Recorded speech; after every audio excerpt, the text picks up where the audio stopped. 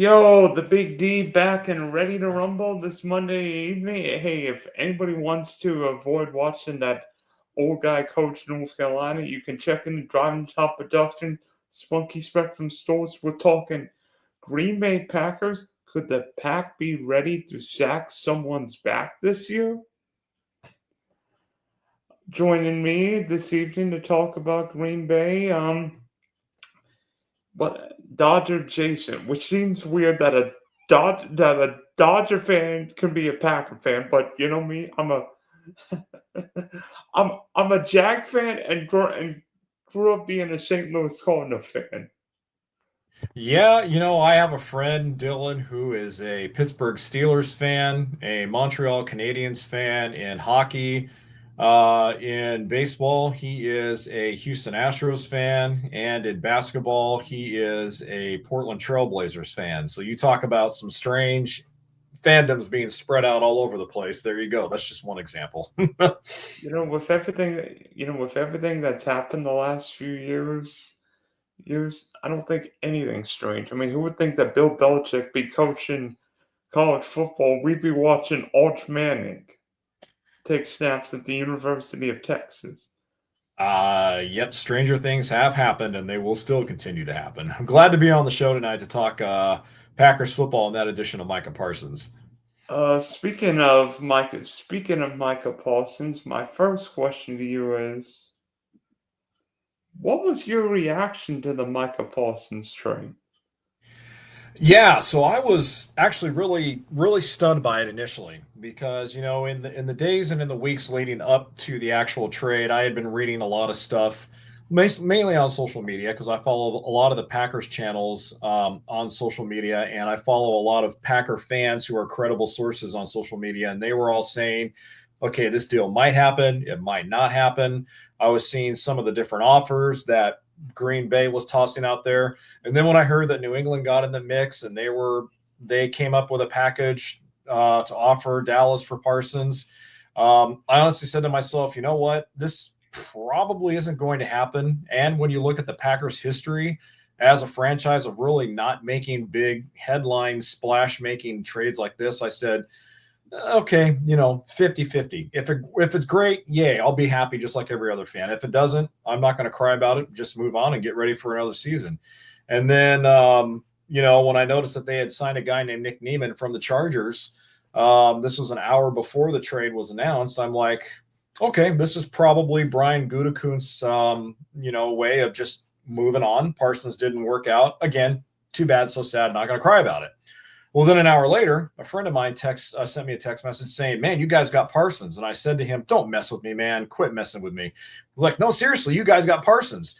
And sure enough, I opened up X/Twitter and saw the Packers team feed making the announcement that they had traded for Parsons. So, Dylan, I was stunned when I initially was ready to move on after hearing that their chances of getting him again were 50-50. Yeah, when I first saw the trade, I'm like, I almost did a double take. I'm like, Green Bay? I'm like, the Packers never make moves like this. B, Michael Parsons would not want to play in Green Bay. He would want to play where he'll be in the limelight. He'd rather play in, you know, Arlington, Buffalo, Baltimore, but Green Bay seemed out of kilter. But then I'm like, wait a minute. Wait a minute. The Packers got Reggie White, the starter free agency in '93. And guess what Reggie White did with Green Bay? Got him a Super Bowl ring and two. Yep. And Green Bay hasn't won a Super Bowl in 29 years. And you know what's been Green Bay's big bugaboo in playoff games against San Francisco, against Philadelphia last year? See a lack of consistent pass rush. And I don't know about you, Mike Paulson's pretty good at sacking the other team's quarterback. Yeah, he is. I mean, that's how Micah Parsons makes his bread and butter is by rushing the passer.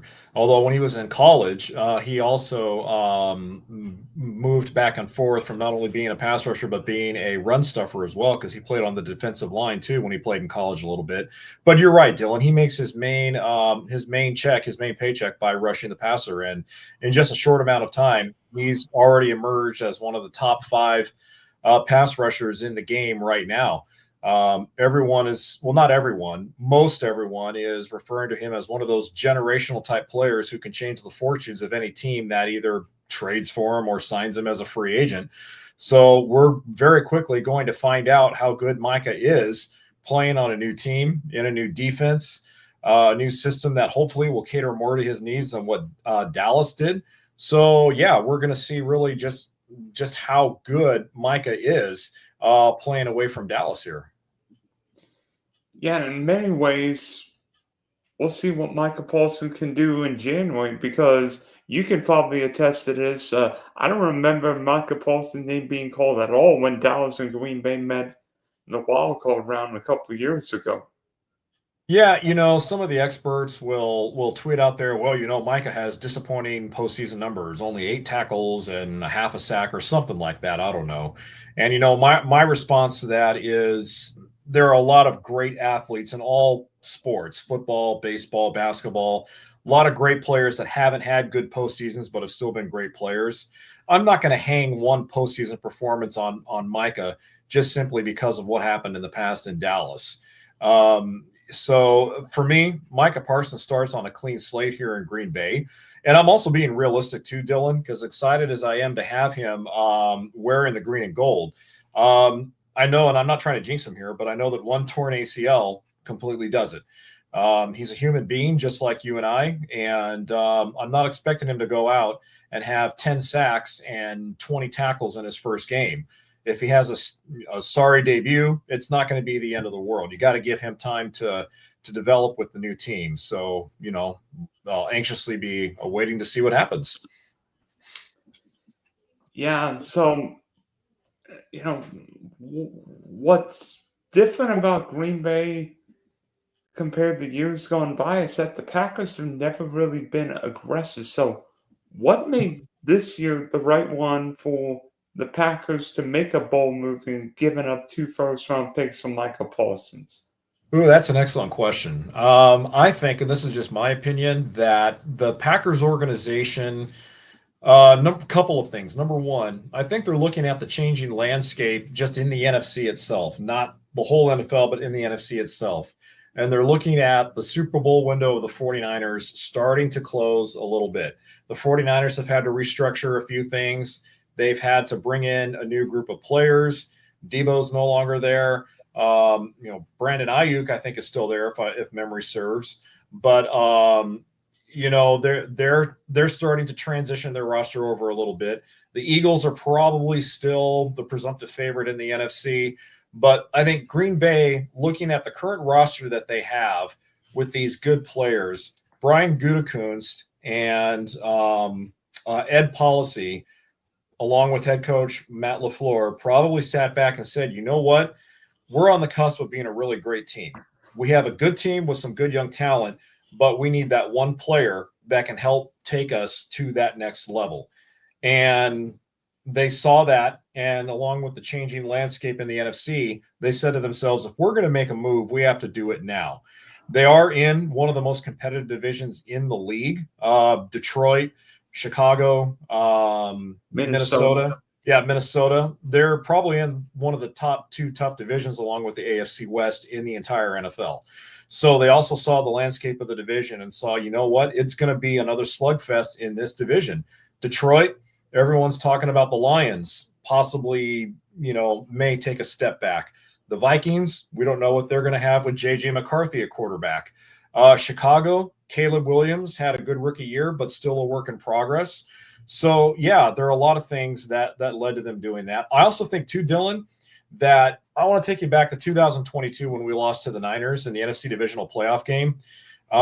It seems like ever since that moment, there's been a lot more pressure on Matt LaFleur and Brian Gutekunst to come up with a great team, a team that can get back to the Super Bowl.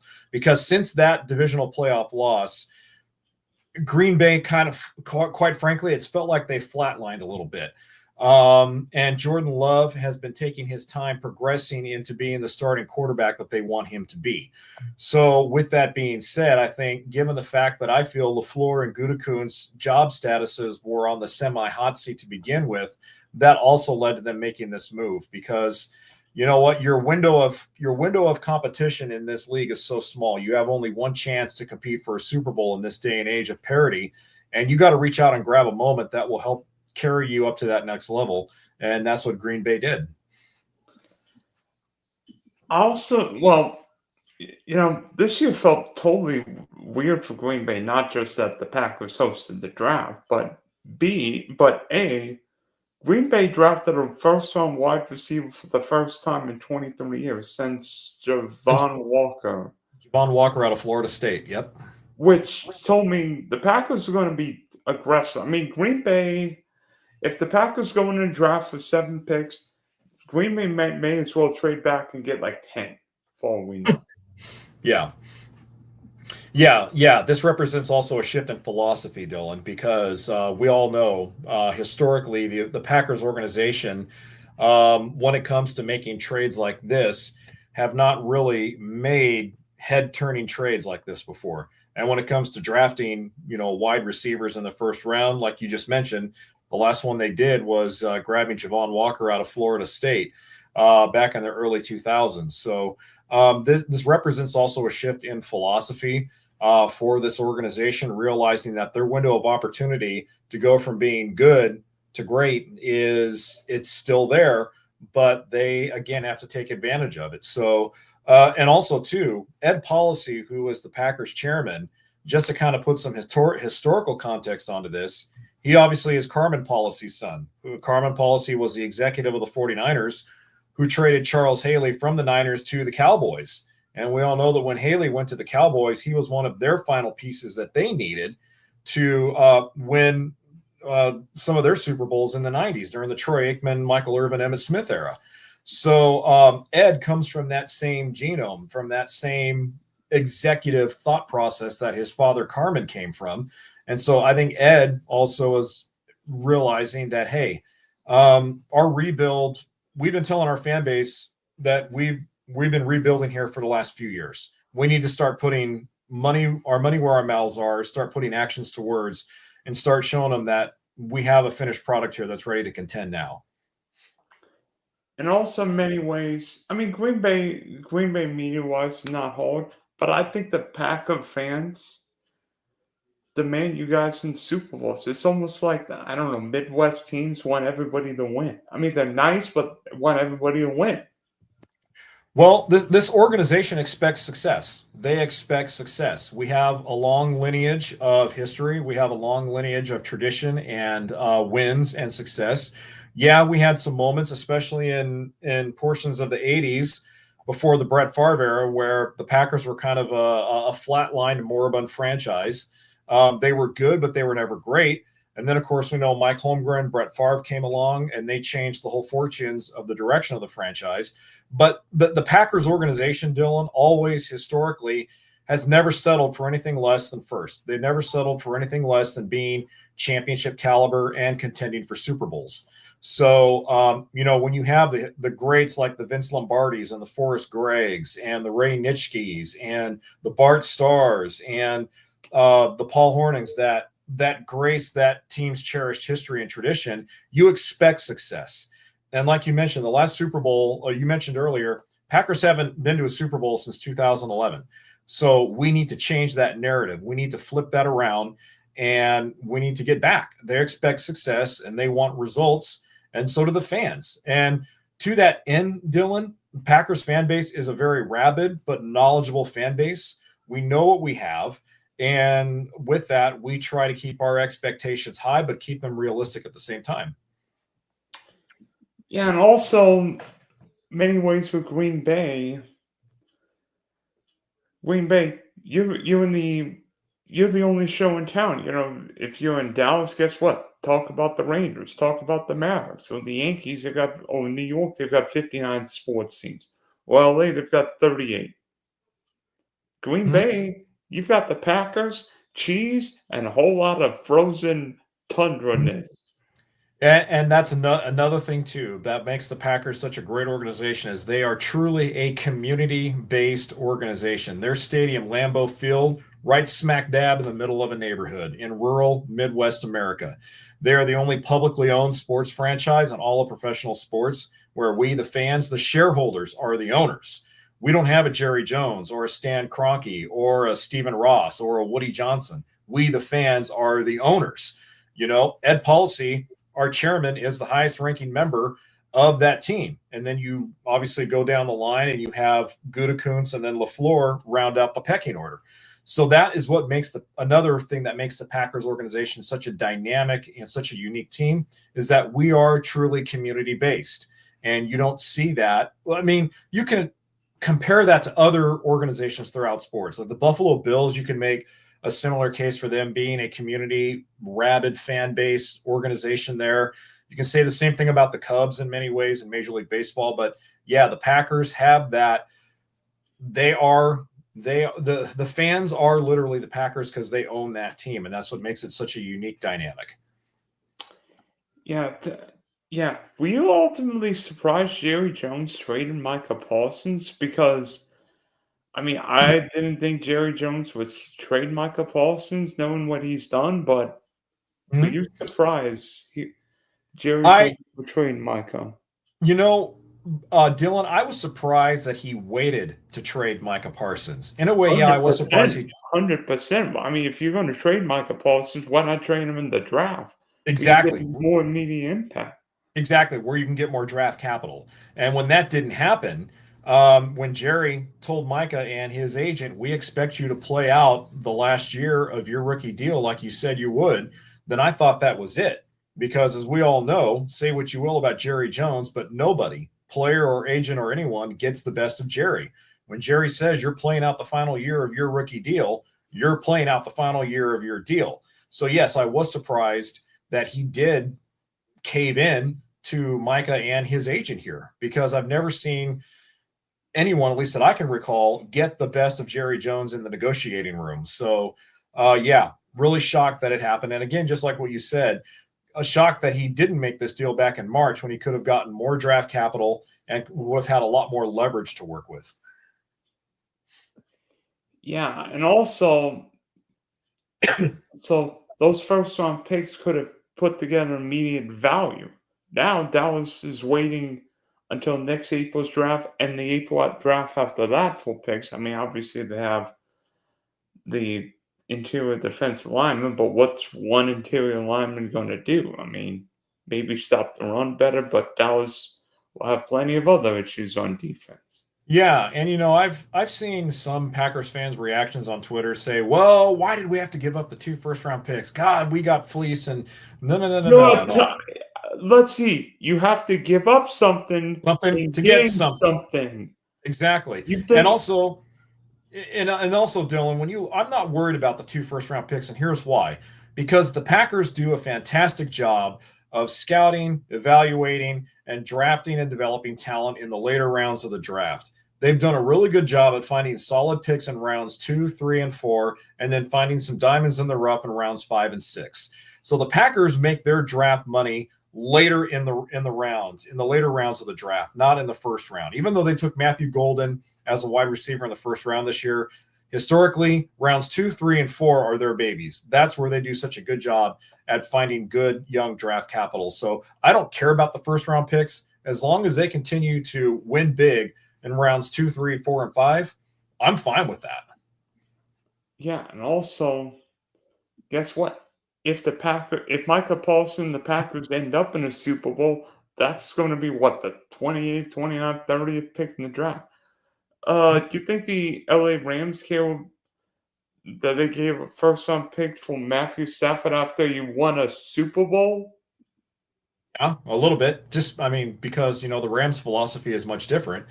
Rams are in LA, and the Rams are, I don't know a lot about the organization or their philosophy, but it just feels like to me that the Rams are always in a win now.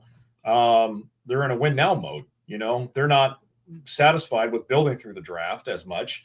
They're more satisfied with building through free agency and building through big blockbuster trades like this. So two different philosophies, two different organizations. Yeah, and also I think it shows the aggressiveness, or maybe lack of aggressiveness. I mean, were you surprised that Green Bay made the move? Because I mean, I would think Detroit would have been a good spot. Minnesota, Buffalo, Baltimore, but some of those teams maybe tapped out financially. Yeah, that's. I kind of was surprised that Green Bay was the team that ended up getting him because there are at least 8, 9, 10 other teams out there that have a more pressing need for Micah Parsons than what Green Bay does. Because the Packers right now already have 3 outstanding young linebackers in Isaiah McDuffie, Edgerrin Cooper, and Quay Walker. Quay Walker took some big steps forward last season in his development. So we already have 3 good young linebackers to anchor that defense. But it all obviously, Dylan, it all came down to who, given the fact that Jerry had to consummate this deal fast before the end of 1 week, shows I think just how desperate he was to get rid of Micah when that line in that proverbial line in the sand was finally crossed, and Jerry finally said, "Okay, that's it. You guys win. I'm getting you out of here. Come hell or high water, you're out." So, and I'd heard New England had offered a lot more for him. I had heard, I think Chicago was in on him too, if I'm not too much mistaken. I think the Raiders were, and they were prepared to offer better draft packages than what the Packers offered. So, kind of a stunner there too. That ultimately he ended up with Green Bay. Yeah, and also, maybe if the deal would have happened earlier, teams might have finagled their cap and get in a way. So obviously, Green Bay getting Micah Parsons for week 1 against Detroit. So I hear some guy named Jim Nance, Tony Romo will be there this week. So simple question: is this Super Bowl or bust? I think it's Super Bowl or bust. Just trading for Parsons is Brian Gutekunst, Ed Policy, and Matt LaFleur telling their fan base it is Super Bowl or bust.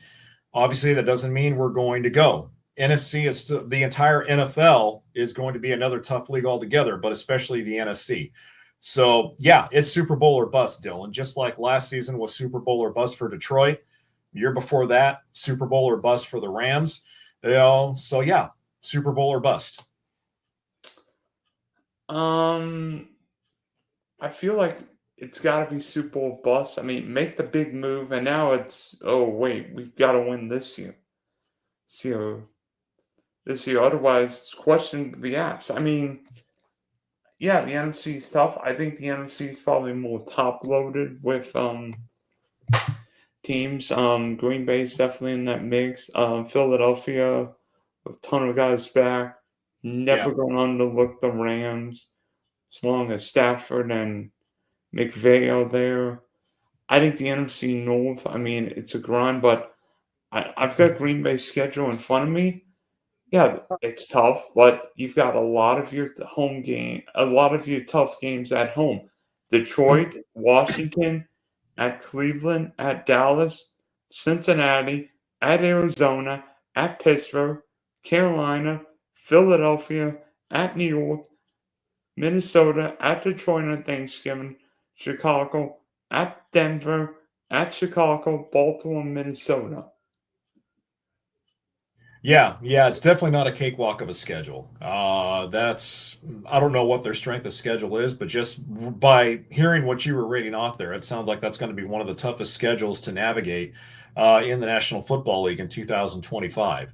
And of course, we know that there are going to be teams that we aren't expecting to contend that will come out of the woodwork and shock us all. There will be one team out of the NFC that will shock everybody that we don't expect to. Same thing in the AFC.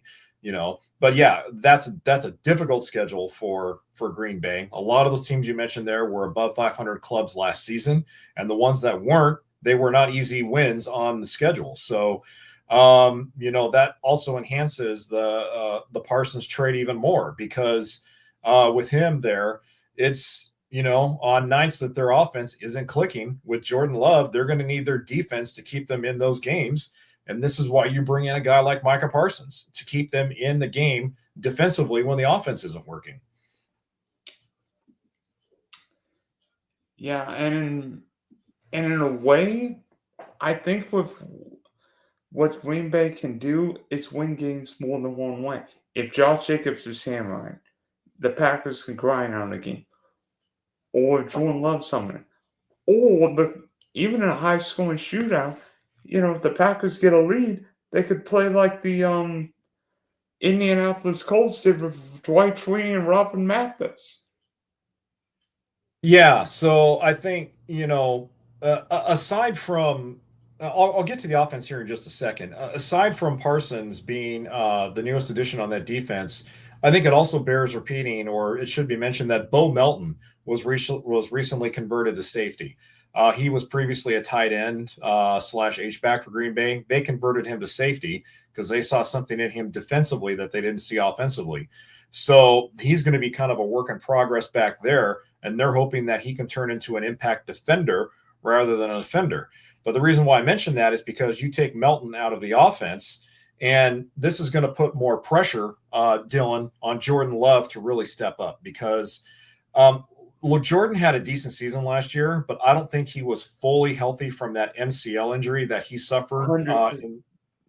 Yeah, he never fully healed from that. I don't think he did. And go ahead. Well, that leads me into my next question. Yeah. Can Jordan Love handle the expectations? Because two guys before him are going to have that. Well, one's already in the Hall of Fame. The other one will be in the Hall of Fame. Both of them have Super Bowl rings. Can Jordan Love be the next great Green Bay quarterback to maybe win in January? I wish I could tell you. It's hard to get a read on Jordan's competitive makeup because he's not a flashy, flamboyant type of quarterback the way that Lamar Jackson is, the way that Michael Vick was. He's one of these guys that he goes out there and does his job. I've seen the talent in Jordan, and I really do believe that he can be the quarterback that the Packers need him to be. But he's running out of time because he's entering into year 3 of that 4-year extension that he signed coming off his rookie deal. And so that was, and actually he wasn't even completely through his rookie deal. I think he had 2 years left on it before the Packers signed him to a brand new 4-year contract extension. So he's in year 3 of that contract. So he's quickly running out of time to prove that he can be the guy. He has all of the weapons there on offense, Dylan, to be a successful quarterback. Now, really, it's just a matter of him, A, staying healthy, and B, elevating his play to the next level. From a competitive standpoint, we know he competes, but I just don't know if he's going to be the next Aaron Rodgers, the next Brett Favre, or if he's going to be the next Don Majkowski. Only time will tell. Yeah. And I say, wasn't Majkowski the quarterback before Brett Favre? He was. His nickname was the Magic Man. And I say Don Majkowski with great reverence because he actually was a decent quarterback. He was a tough guy. He could take a hit. He wore number 7. He wasn't that bad of a quarterback. But, the Magic Man wasn't able to perform enough magic before Favre got there. It's like Wally Pipp before Lou Gehrig became the Yankee first baseman, right? Oh, yeah, most definitely. I mean, so if you look at the NFC North right now, I mean, who do you think is going to be your toughest competition?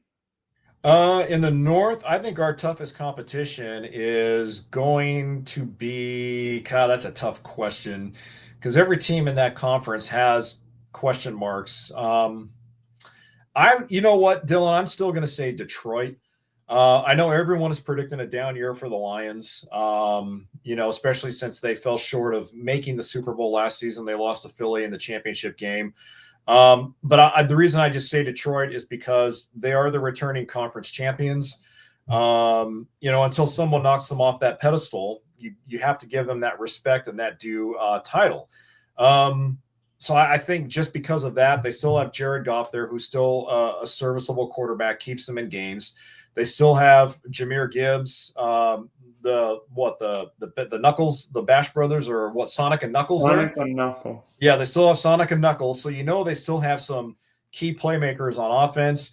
Defense is really going to be the Lions. I think one of the Lions' biggest question marks: how effective will Aiden Hutchinson be when he comes back? But I still think they're going to be our biggest competition. I'm not saying Minnesota because I just don't know what they're going to get out of JJ McCarthy. And yeah, I know they still have Justin Jefferson there, and they still have Aaron Jones, the former Packers running back. But JJ, missed all of last season because of his ACL injury. So this is technically his rookie year. Just don't know how he's going to handle under pressure there in Minnesota. So I would say, again, Detroit's probably our stiffest competition. I didn't tell the guys that the ISIS check us out, Spunky Spectrum Sports, driving to the top productions. And by the way, tell the guys that are driving to the top productions, week 16, Bears Packers will be for the NFC North. You know what? You called 49ers not going to the Super Bowl a couple of years ago, Dylan. I am in No. I went one better. Last year, I said the 49ers would not make the playoffs. That's right. What That's happened? right. And everybody gave me a whole bunch of stick for it. Even I did. I did too. I'll admit I roasted you for that. And this year, Detroit's not making the playoffs, and I have Detroit finishing dead last. I have Detroit starting at 0-3. Oh, okay. I haven't seen their schedule, but I mean, hey. At Green Bay, Detroit's got the hardest schedule in the league this year. Okay. At Green Bay, Chicago, at Philadelphia, at Kansas City, at Baltimore. Yeah, that's at Rams. Oh yeah, that's not pretty. That is not pretty. I think you might be right. At Washington. Yeah. Oh boy, that's Cincinnati. They play all the quarterbacks this year on the road. Yeah, I mean they could very well be what 0-6 to start the year off. They got Lions have Cleveland. Cleveland, okay, so you got to give them Cleveland, I guess. But yeah, that's tough. That is pretty tough. And then watch Joe Flacco throw for 380, and the Browns somehow win that game. You know what? Stranger things have happened. I mean, my Jags went 1-15 in 2020, but only win was Week 1 against the Colts. Yep. And then the Jets somehow beat the Rams in LA, and we got Trevor Lawrence. Although that hasn't exactly worked out so well. Maybe Liam Cohen will get Trevor on track. Any given Sunday. And that turned into a movie. Yeah, right. A bad movie, but a movie nonetheless. With Cameron Diaz, right? Cameron Diaz, Al Pacino, Jamie Foxx, Dennis Quaid. Yep. Cameron Diaz was the team owner in that movie. Al Pacino was the coach. Jamie Foxx was the glitzy all-star quarterback. Dennis Quaid was the aging veteran quarterback who was still trying to hold on to greatness.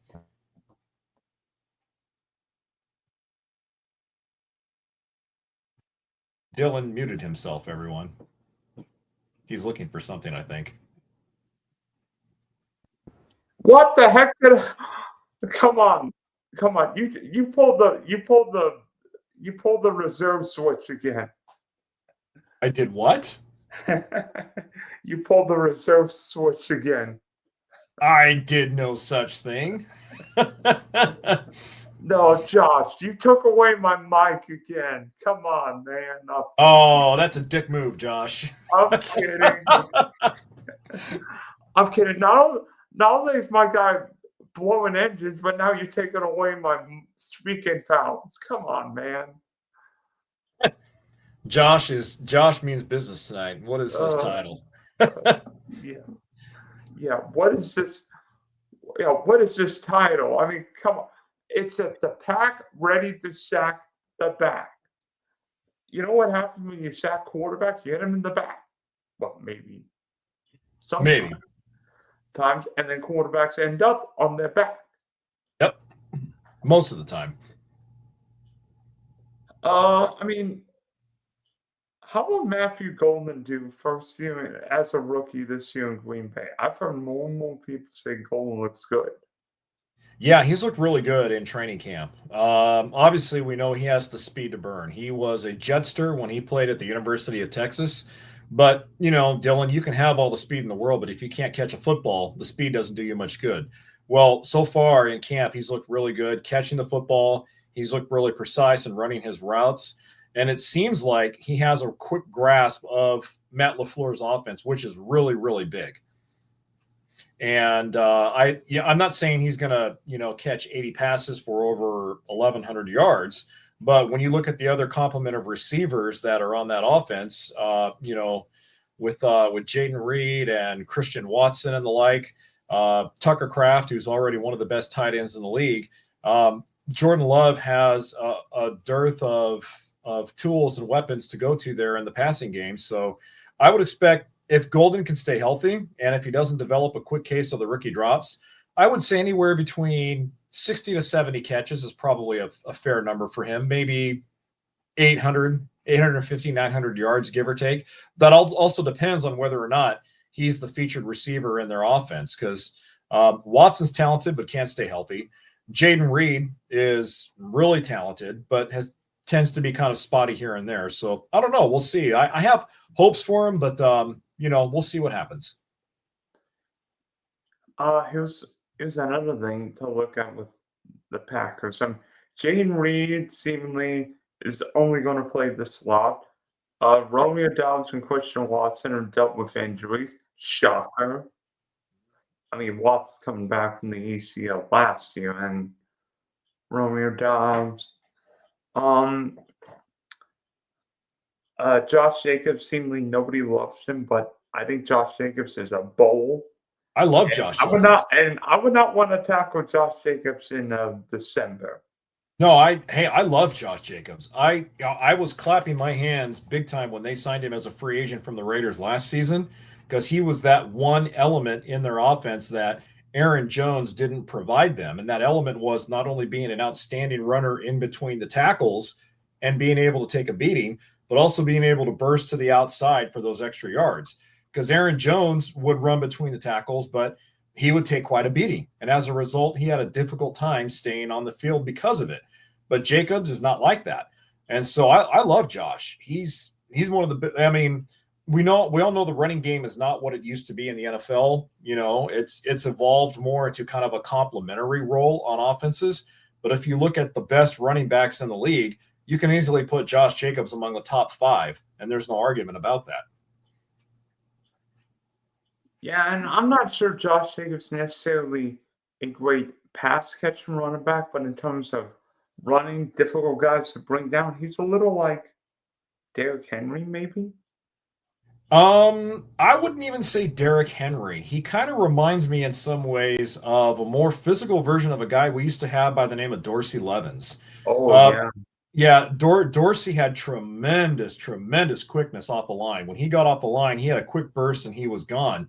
And again, I say Josh is a more physical version of Dorsey because, much like Dorsey Levens, once he gets off the line, he has enough speed going north and south to break a lot of tackles and get extra chunks of yards like Dorsey Levens could. Dorsey was a better pass catcher out of the backfield than what Josh was. I think Josh had, 50 or 55 catches last season. So, but he reminds me more of a more physical Dorsey Levens. And when the weather gets bad, Josh Jacobs gets better. Yep. Yeah. He's not fazed by the cold Green Bay winters. That's for sure. That's the best thing about him. How about this? Week 17, Ravens Packers. How about tackling Josh Jacobs and Derrick Henry if it's 72 below zero? Yeah, that's going to be epic clash right there. That's going to be a game that everyone's going to want to see. I've got a question. How does an NFC team stop them all? Boy, Dylan, that's a good question because NFC football is so different than AFC football. AFC football is more physical. I think NFC football is a little bit faster. I think AFC football is more regimented. And by regimented, I mean it's a little bit more by the playbook. Whereas with NFC, they tend to deviate from the playbook sometimes and roll out the trick plays. The tush push changed everything for everybody. So now everyone's getting, And except for the Packers. The Packers deploy the tush push. yeah, Green Bay, Kansas City's like, we're not going to touch push Mahomes. We're just going to run plays, get first downs, win games. Yeah. Win games. I don't think Green Bay would do that either. Green Bay's got too much class. By the way, Philly only ran one touch push in the Super Bowl. They didn't need it. Yeah, and you know what? I really didn't agree with the Packers organization making a big stink about trying to ban the tush push. Because here's my thing: you guys can't stop the tush push, so you feel the only way you can stop it is to ban it. Boo hoo! Just because you can't stop it doesn't mean the play should be illegal. So I thought, We've got a hot take here, fellas. Dogs age 9117 says, I will say this regarding the NCAA quick. I love how ESPN tries to make excuses for the SEC. Well, you see, Alabama lost, but we did not know they would lose. It is not our fault that Alabama lost. And Texas superior Ohio State again to Ohio State because, again, Texas lost, but we did not know they would lose. And Ohio State's inferior to Texas. Well, first off, I think we're finding out Kalen DeBoer is not Nick Saban. It's impossible to replace the great, and Alabama's not the same team without Nick Saban. As for Texas, how about have Archie Manning start his first true road game in Columbus with 158,000 people? How's that going to work? Well, plus, these guys don't have a preseason. NFL guys get 3 preseason games. I'm not worried about Arch Manning. I am worried that Alabama is done, and Kalen DeBoer's hot seat is going to get hotter than a South Florida summer. yeah, I really don't know how to address that comment because the reason I say that, Dylan, is because we're in a new era of Oh, college football. wait. He's got one more. I remember last year during the title game, they made excuses for Notre Dame and said that because Notre Dame tried, they should be given a pass because Ohio State was bullying them and did not expect what they got. I want to see them try to excuse this week. Well, week one, I'm not biased for or against the SEC. I'm just saying that I think ESPN may be a little biased for the SEC. But honestly, looking back at the game, I didn't think Ohio State's offense all that sparkling. The defense more or less won the game because Austin, Texas was stuck in neutral most of the game. Yeah, yeah. I mean, again, we're in a new era of college football where NIL has completely changed the landscape of the power structure in college football, and whether it's the SEC or whether it's the ACC or the Big Ten or the Big 12 or whatever, you're going to see a lot of these favored traditional powerhouses like Alabama. Start to struggle because they don't have the grip on recruiting that NIL has taken away. I don't know enough about Texas and Ohio State to address that comment completely. I will just say this: after watching Texas, I'm not a one game overreaction kind of guy unless I'm watching the Dodgers play. But but I will say this: in the one game I saw Arch Manning play, ouch. And yeah, he was going against a very tough Ohio State defense, reigning national champions. I wasn't impressed with Arch after just one game. There were some things on Ohio State's side that they did well. A lot of things they didn't do well offensively. So, I mean, you can't. It's week one. I mean, it's Yeah, overreaction Monday. I mean, even though it is yeah. Labor Day, happy Labor Day, everyone. But everyone complains. Yeah, what happens if the Ravens or Bills lose on Sunday night? Let's just say Baltimore lost to Buffalo 38-35. Lamar throws for 4 touchdowns, runs for 1. If I'm the Ravens, I'm not worried. We went toe-to-toe against the best quarterback in football. Yeah, yeah. The Ravens are going to be there. The Ravens are always there. I mean, there's a reason why they still have John Harbaugh as their head coach because he has this team ready to play football. And even when they have, on the rare occasion where they have a stinker of a game or they have a losing season here and there, they're always going to come back and be a tough match. They're a physical team. They've made their bread and butter in the past on defense, but recently with offense, with Derrick Henry there, Lamar Jackson there, it's been a much different dynamic for them. So yeah, you're right, Dylan. Even if they lose to Buffalo, Baltimore, they're going to be there at the end like they always are. No need to worry about the Ravens. Yeah, and also in a way, maybe a little like what Texas and Ohio we found out about Texas. We found out more about Notre Dame, Miami last time. Hmm. I think it's better in the long run to get a difficult first game because Georgia played Marshall and Georgia beat the stuffing out of Marshall. Penn State played Nevada. And by the way, Penn State's my pick to win it all this year. We're not going to learn anything about Penn State until they play Oregon. Yeah, we won't learn anything about these teams until, we get down into late October, early November when they've already played almost half their schedule. So yeah, it is what it is. But yeah, I'm kind of with you as far as Kalen DeBoer in Alabama.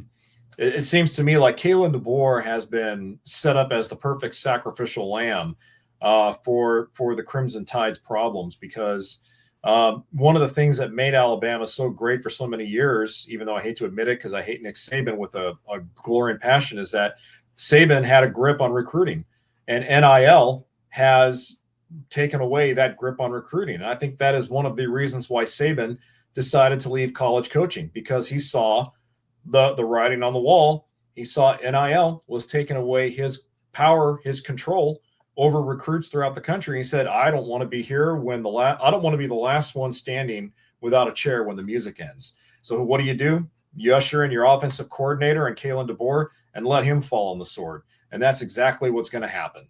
So, and I know Kalen DeBoer well. He was at Fresno State as an offensive coordinator for the Bulldogs here for a few years under Pat Hill and then Jeff Tedford when Tedford came back for his second coaching stint. So I'm familiar with Kalen DeBoer's style. I think he's a good play caller, decent head coach, but he's definitely not a great head coach like ESPN wants to deify him as, or like Paul Feinbaum wants to deify him as.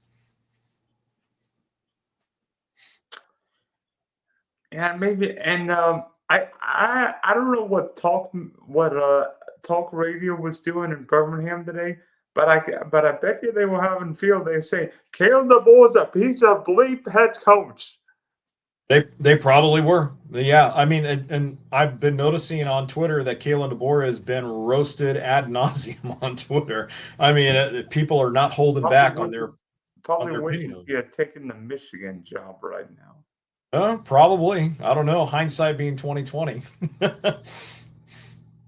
Or maybe stayed at Washington, but that's a story for another day. Yeah, that's a story for another day. And by the way, Fresno State beat the pants off Georgia Southern this weekend. So you're 1-1 after losing to Kansas week 0. Yeah, now we got to go up to Corvallis and beat Oregon State, and that's not exactly a cakewalk because Corvallis has one of the best home field turf advantages in college football. When that stadium gets loud, it gets loud. So it's not. Trust me, USC knows all about Corvallis. You get on a cold, well, it might not be cold this time of year, but on a loud Saturday night with those fans a little lubricated, things get hairy. Yep. Yes, it does. Trying to think of like best college football atmospheres. Like, do you have five? Well, I have 5. I've never experienced any of them. I would say, and this is in no discernible order, mind you. I would say my 5 best college football atmospheres would probably be University of Mississippi. I hear that tailgate parties in the Grove at Ole Miss are the shit. They are not to be missed. So that would be up there. I would think Notre Dame would be a great environment with all the history and tradition up there in South Bend. I've also heard, as far as college environments go, number 3, University of Michigan has had traditionally good college environments. Number four, I've experienced it to an extent. That would be USC football, but that's a different environment. That's a take Okay, your so bulletproof I, vest and go so ahead. I'm gonna change the question. Like if you could go to 5 stadiums in college football, not necessarily five, tailgate. If you could see like 5 venues and watch the game there, what would they be? What would those venues be?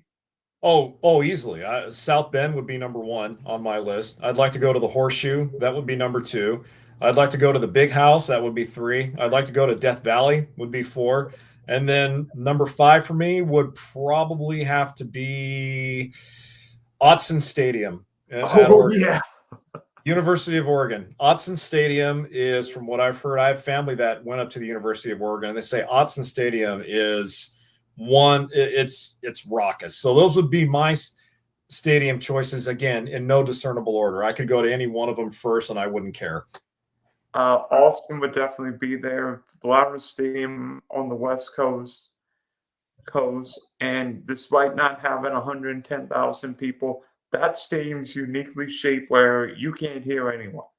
Yeah, and Death Valley at night, and I don't mean the Clemson one because we found out Clemson's Death Valley's not necessarily Death Valley. LSU won there. yeah, LSU one. That's right. And I've been to the Rose Bowl too many times, so Rose Bowl kind of got old on me real quick. It's a great venue, great place to watch college football. But Did yeah, I you see didn't. how many people went to the game on Saturday between Utah and UCLA? It looked like a high school game. Well, I mean, hey, that's what you get when you have you two unranked teams, two rebuilding teams, and then you have a game that starts at 8 o'clock. Even for West Coast time, that's too late of a start. So I'm not surprised that the Rose Bowl looked like a LaMonica Stadium in Clovis. And of course, in terms of stadiums, I don't think we can overlook Happy Valley, the whiteout.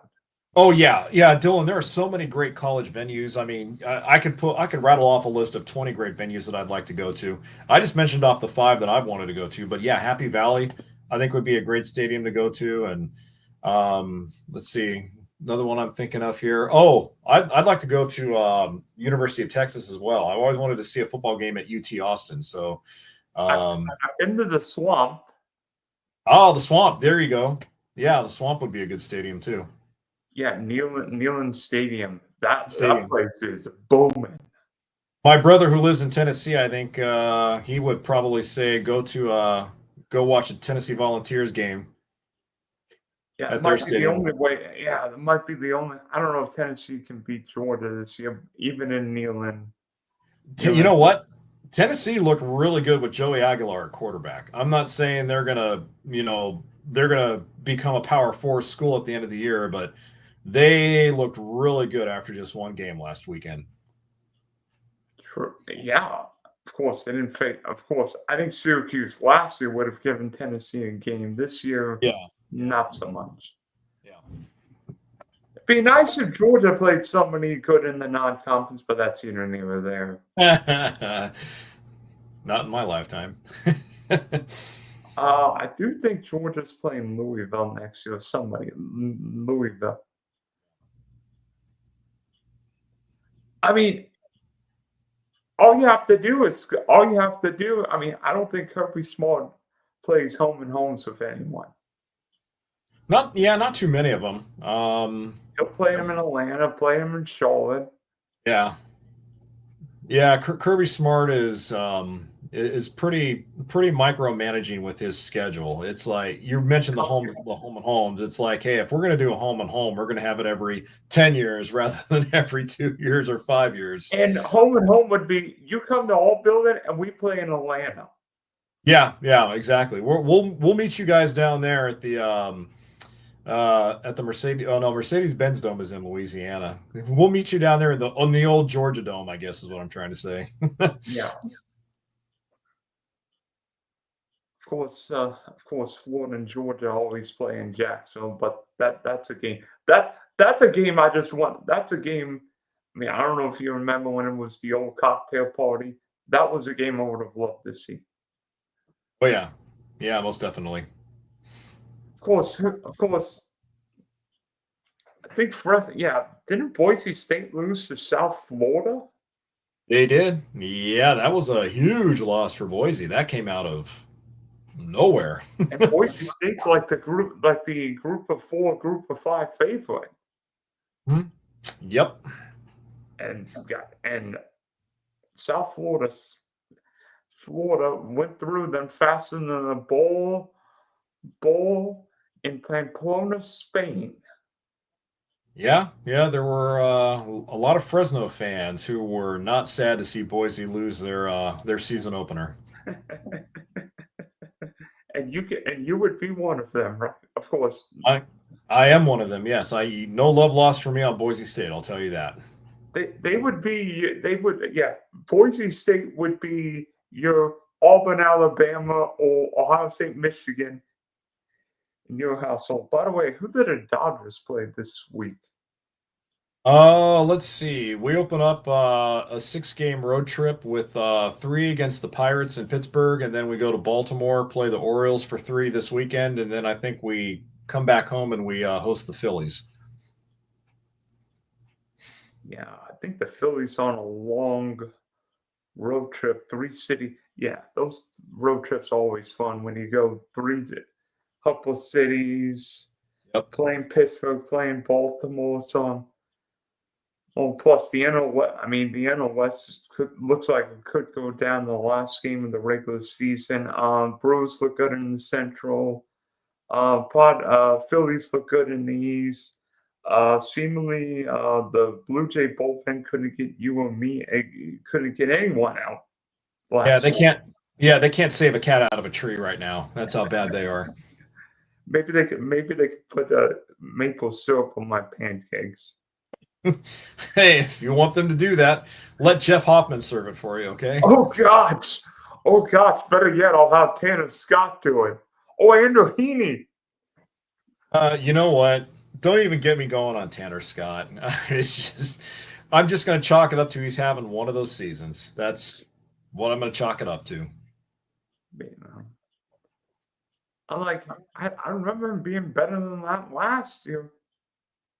Well, he's blown, let's see, including yesterday, he's blown 10 saves this season. He has an ERA almost north of 5. I think he's sitting at 4.85 or 4.9 when I last looked. And he gave up his 9th homer of the season yesterday. And to put that in comparison, the last 2 years combined, he gave up only 6 homers combined.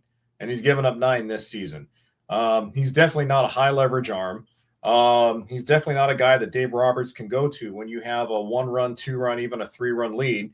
In fact, no lead is safe with Tanner Scott. I've got a question. Yeah. If the Dodgers need 3 outs in the 9th inning, who's the closer high leverage on right now? Well, their best option in that situation is Blake Trinan. And he's off the IL, so he seems to be healthy again, but he struggled with his command since coming off the IL. But realistically, Dylan, it's Blake Trinan. I don't trust Alex Vesia in those situations because he's too wild. Obviously, we know we don't trust Tanner Scott. Kirby Yates, I mean, God, all Kirby Yates does is go up there and throw coconuts over home plate. I mean, his fastball is so flat. I mean, it's like you might as well just put it on a tee and let the hitter hit the ball off a tee because that fastball has no life and no movement to it, which is why Kirby Yates has stunk up the joint a lot this year too. He is 38 years old too. Oh, yeah, I get that. But Mariano Rivera was still 38, 39 and still pitching in the prime of his career and still dominating at that age. Now, I realize I just made an apples and oranges comparison there, Kirby Yates to Mariano Rivera. I mean, I compared a Hall of Famer to a guy who won't be a Hall of Famer, but still. To answer your question, it's got to be Blake Trinan. And then Kopech just came off the IL, but Lord knows how he's going to be. Yeah, and his rehab starts in AAA weren't. I mean, they were hit and miss. He would have one good appearance, one bad, one good, one bad. Kopech is all over the map. I mean, he throws 101 miles per hour, but he throws his fastball way out to Glendale. So, I mean, who knows what you're going to get out of Kopech. I mean, but Yamamoto was great yesterday. He really called up. Yamamoto called up Arizona. I was at that game. Yeah, Yoshi was great. I mean, he had 10 strikeouts. He didn't walk a single batter. Only scattered, I think, 4 hits over 6 and 2/3 innings. And then Doc went to the bullpen, and they did what they do so well: come up clutch for the other team. So yeah, that start yesterday was Yoshi's best start that he's had all season, and he's had a really solid, good season for the Dodgers this year. Been the one healthy guy in the rotation. He's been the only dependable guy aside from Clayton Kershaw in that rotation. Oof. I just said that. I mean, I won't say it on air, but I'll ask you after we're done here whether or not Kershaw gets a game in October. So, thanks for tuning Yep. into the pack ready to sack the back, and maybe Micah Parsons will sack Dak week 4. That's When right. it will be the ultimate revenge game. That's right. Dak attack. Mike is coming for you, Dak. You be running for your life.